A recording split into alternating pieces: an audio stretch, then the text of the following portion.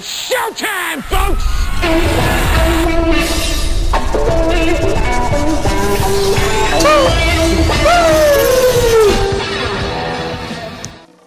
Ladies and gentlemen, Impact Wrestling fans, I am back, and today I'm here to give an Impact Wrestling review, July 5th, 2018, the show, the best Impact of the year.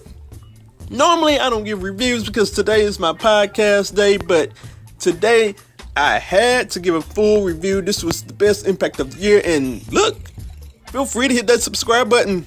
And I'm not going to waste any more time. I'm going to hop right on into this. The first match, Fenix versus Rich Swann. This was probably the best opener of the year for Impact Wrestling as far as the TV tapings go. It was fast, it was energetic, it was everything the X Division should be. Now, with that being said, at the beginning of the match, there was a bit too many flips for my taste. Like, I'm not gonna be old angry man and talk about how you shouldn't flip whatsoever, but like it's a little bit too much for me at some point where it's just too many flips. But with that being said, the match was phenomenal. It was a lot of back and forth. We had a commercial break within the match, came back, and they went back and forth. And look, I had an enjoyable time watching this match. And left and right they went, had Ranas off the top rope, and at the end, Rich Swann went up top, and Fenix cut him off, and he hit the Muscle Buster, a version of the Muscle Buster, for the win. This is a phenomenal match. I very much enjoyed it, and look, I'm looking forward to seeing these guys at the pay-per-view in the four-way. That will be fantastic. After that match, OVE, came down, attacked Fenix.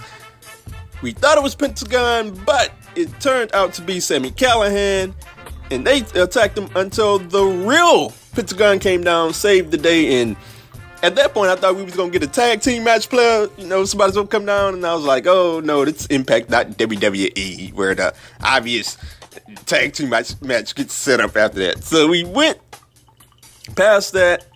KM apologized to Falaba for his actions, and we moved on to Killer Cross versus Falaba. And I gotta say, I'm gonna say this much about Killer Cross. Look, the guy, when he comes out of that curtain, he's legitimate. He reminds me a lot of Drew McIntyre. Even when he was with TNA, and looking at him now in WWE, when he comes out of that curtain, it's just, there's a certain legitimacy about the guy. You see that he's going to be a star. He has the look, the shape, the build, and it's just a certain legitimacy when he comes out of the curtain. I felt that way about Killer Cross. This is just the first match, Impact Wrestling, his first entrance. I felt that way. So I think there's a lot of good things to come with him. As for the match with Falaba, it didn't go very long. Killer Cross choked them out. It was a solid debut, because you didn't want him to go 50-50 with Fala. And, you know, KM tried to get in, and he choked him out too. So, I mean, he's looking really good, Killer Cross. I like where they're going with him. I like the direction to which he's headed. And I see big things for the guy going forward. If they keep it simple with him, and they keep him as in just a fierce animal, ready to attack anybody. So, obviously, and I forgot to mention that Petey Williams came down, tried to hit him with a chair, but it did not work. So it's looking like we're going to get Petey Williams and KM as well going forward. So moving on, we had, and before I get to moving on, we had the GWN replay always kills my vibe, man. It's like, we had some good segments going, and it's just like we got Sting and RVD for the Summiversary moment. And it didn't go too long, but it's like, when I'm enjoying Impact Wrestling, there's a certain vibe I'm having, and it's like every segment is hitting. I read that last night, and then it's like a lull because the GWN moment comes, and I just start looking at my phone, and I just stop paying attention to what's going on. So hopefully moving forward, we can shorten up these GWN moments, and look, shorten them up or get rid of them, one of the two. Moving forward, we had the Desi Hit Squad, and they were getting slapped around in fierce training. We got that going. I enjoyed it for the most part. And we got a hype video for a new knockout. I don't know what's gonna go on here. I don't know who this is, but it's interesting. We'll see how it all turns out. And look, I'll be waiting to see how it all turns out. But moving on, we had Allie and Madison Rayne versus Su Yung and the Undead Bridesmaid. It's interesting to see how Su Yung picks these people, but it is what it is. We had a decent enough match. It wasn't great, but it was decent enough. I think it was going fairly well until the ref just really blew it here. Like, what was he doing? Like, we had the spot where they knocked the ref out, and like the ref didn't go down. It's like he was rubbing his eye, and it's like, what are you doing, man?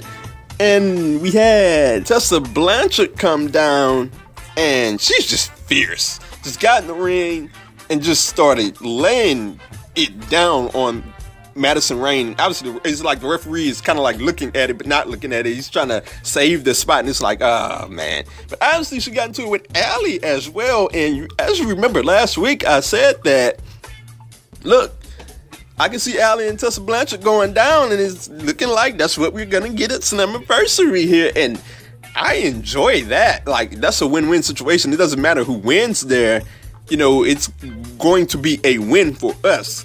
But as for the end of the match, Madison Rayne hit the crossroads and got the victory. And it was a fairly decent match. I think the blind referee just really hurt the whole thing. But moving on, moved to LAX, to their spot in the music, and they were about to play some dominoes. I was watching some Bones, but King wasn't into that. I found that very funny.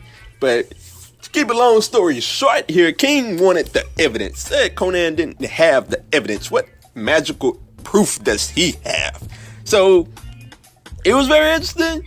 And it had me saying, like, okay, what's going to go down here? I'm interested to see what happens here. So we moved on, and we had this OVE package to where they were hyping the Pentagon, Fenix, and Swann match next week, and they always do a good job with those. The camera thing is hit or miss. The camera angles are hit or miss, but it is what it is. I tend to like it more often than not. After that, Austin Aries was up, and he had the very same video that we did with Moose last week, a personal introspective of his life. And they did a good job here as well. They did just as good a job here as they did with Moose. And to be quite honest, they did a pretty decent job where Austin Aries is going at Moose, and he's talking about how his mother will still be proud of him no matter what because he's a loser. And it was some real heelish stuff, and I really much enjoyed it. And they really set it forward. They're really doing a good job with this build with Austin Aries and Moose. I assume that we'll get a physical confrontation next week. And I tell you what, they're selling me on this match more and more. So moving on, we had Tommy Dreamer, and he gave one of them old school promos. And he talked about Eddie Edwards, and he talked about how he got guidance from Terry Funk, from Dusty Rhodes. And he talked about how Eddie Edwards was throwing his career away. And it was a really heartfelt promo. And it really set up the motion to which I said last week that if they're going to go all the way with this, they might as well do an Eddie Edwards and Tommy Dreamer match at Slammiversary. And that's what we're going to get. It's going to be Eddie Edwards versus Tommy Dreamer in a House of Hardcore match. I like the idea. Look, if they're going to go with it, I like the idea. And you put them in a weapons match, a hardcore match. It really protects Tommy Dreamer, and I really like that. So I'm very much looking forward to that match, and I'm assuming that Eddie Edwards will pick up the win there, and the madness will continue. So moving on, we had Katrina versus Rebel. Versus Rebel, and it was an interesting match. But I'd say that the funniest thing from the match is when Grado got on the top rope with Katarina, and I think it was Don Callis. He said, "What a prevert this guy is." And it's like, he didn't want to say it, but he got halfway out there to saying it, and it was like, I got to go all the way out and say it now. And Josh Matthews didn't make it any better when he said, "What did you call him?" And that was just this big, awkward silence for a long time, and then they got into the match, and that was just completely funny. It's like he didn't want to say it, but he got halfway out there and he messed up the word. That was just funny. We got a decent match. Didn't last very long, but Katarina picked up the victory, and we are moving on, and we moved on to the storyline with Grado, because backstage we saw Joe Hendry, the local hero. Look, he was backstage with Katarina, and it's looking like Grado is going to be out of there one way or another. Look, this guy, Joe Hendry, if you don't know anything about him, when they first signed this guy, Joe Hendry, this was months ago. I was about to do a video. I never did it, but I'm glad I didn't do it because I could say it right now. The power of social media, went to YouTube, and I looked up his stuff, and there's nothing like this dude in professional wrestling. This dude is like Elias from WWE on steroids, because the guy has his own personal entrance videos. He makes them. Like, go on YouTube right now, where after you see this video, of me reviewing Impact, and after you watch my podcast today, go on YouTube, type in Joe Hendry, and look at all of the personal videos, the entrance videos that he has. It is just entertaining as all get out, and he's bringing it to Impact Wrestling, and they are going to be great. The guy's really good in the ring as well, but what he does outside of the ring so much outshadows his in-ring work. So this is going to be an excellent pickup for Impact Wrestling, and it's just going to work out fantastically. It's going to be great. So moving on, we had Cage versus Congo Kong, and I got to tell you this much. I didn't expect much from this match, but when you get two big guys in the match, the least you have to do is have them throw each other around, and that's what we got here.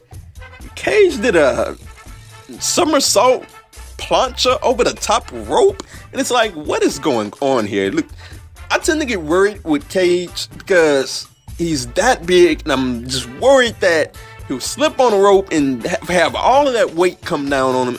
I just get worried, but the feats of athleticism that he pulls off is just incredible, and that somersault over the ropes was incredible.